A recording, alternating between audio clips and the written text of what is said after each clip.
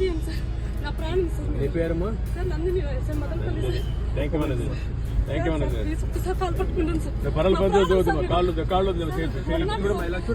తనని చూసేందుకు కాన్వాయ్ వెంట పరుగులు పెట్టిన ఒక మహిళను పలుకరించారు చంద్రబాబు నాయుడు.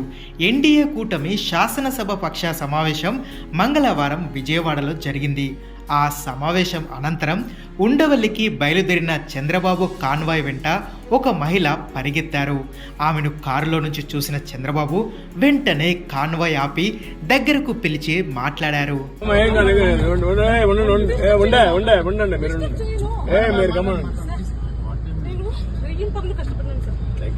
నీ పేరమ్మా?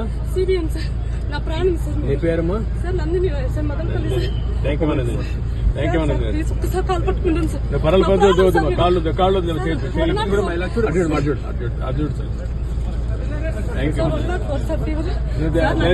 నువ్వు హాస్పిటల్లో చూసుకో.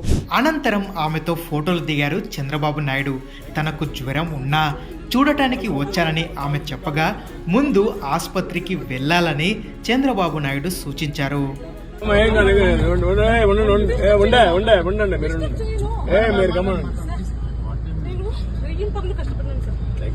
నీ పేరమ్మా? సిబిఎన్ సార్ నా ప్రాణం సార్. నీ పేరమ్మా? Sir Nandini sir Madanapalle sir. Thank you madam. Thank you madam. ఒక్కసారి కాలు పట్టుకుంటాను సార్.